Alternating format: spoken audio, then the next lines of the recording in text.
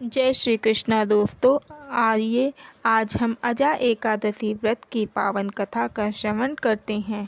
अजा एकादशी इस वर्ष 29 अगस्त 2024 को पड़ रही है। भाद्रपद माह के कृष्ण पक्ष की एकादशी को अजा एकादशी व्रत कहते हैं।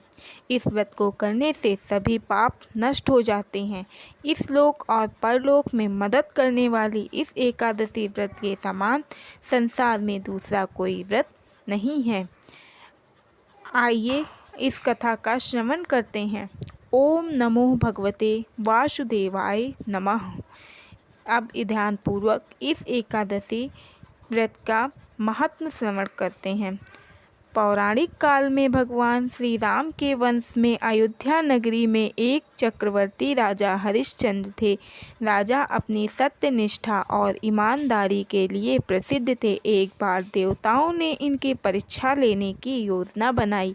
राजा ने स्वप्न में देखा कि ऋषि विश्वामित्र को उन्होंने अपना राजपाट दान कर दिया है। सुबह विश्वामित्र वास्तव में उनके द्वार पर आकर कहने लगे, तुमने स्वप्न में मुझे अपना राज्य दान कर दिया। राजा ने सत्यनिष्ठ व्रत का पालन करते हुए संपूर्ण राज्य विश्वामित्र को सौंप दिया। दान के लिए दक्षिणा चुकाने हेतु राजा हरिश्चंद्र को पूर्व जन्म के कर्मफल के कारण पत्नी, बेटा एवं खुद को बेचना पड़ा। हरिश्चंद्र को एक डोम ने खरीद लिया जो शमशान भूमि में लोगों के दाह संस्कार का काम करवाता था। स्वयं वह एक चांडाल का दास बन गया। उसने उस चांडाल के यहाँ कफन लेने का काम किया, किंतु अपने इस आपत्ति के काम में भी सत्य का साथ नहीं छोड़ा।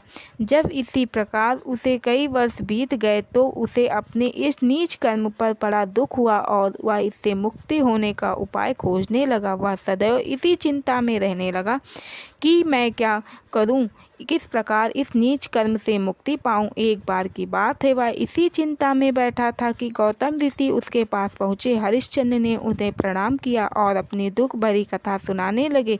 राजा हरिश्चंद्र की दुख भरी कहानी सुनकर महर्षि गौतम भी अत्यंत दुखी हुए और उन्होंने राजा से कहा, हे राजन, भादव माह के कृष्ण पक्ष की एकादशी का नाम अजा है।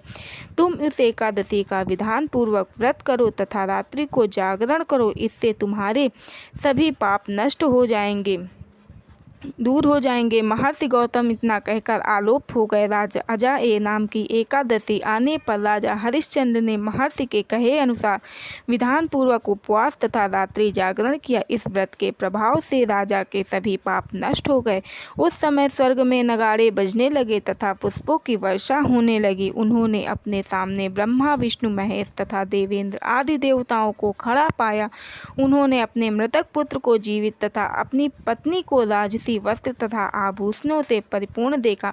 व्रत के प्रभाव से राजा को पुनः अपने राज्य की प्राप्ति हुई। वास्तव में एक ऋषि ने राजा की परीक्षा लेने के लिए यह सब कौतुक किया था, परंतु अजा एकादशी व्रत के प्रभाव से ऋषि द्वारा रची गई सारी माया समाप्त हो गई और अंत समय में हरिश्चंद्र अपने परिवार सहित स्वर्ग लोक को गए। हे राजन, यह सब अजा एकादशी व्रत का प्रभाव है। जो मनुष्य इस उपवास को विधान पूर्वक करते हैं तथा रात्रि जागरण करते हैं, उनके सभी पाप नष्ट हो जाते हैं और अंत में वह स्वर्ग को प्राप्त करते हैं। इस एकादशी व्रत की कथा के श्रवण मात्र से ही अश्वमेघ यज्ञ के फल की प्राप्ति हो जाती है। जय श्री हरि। ओम श्री हरि। दोस्तों, आप कमेंट में ज़रूर बताइए कि यह व्रत की कथा आपको कैसी लगी।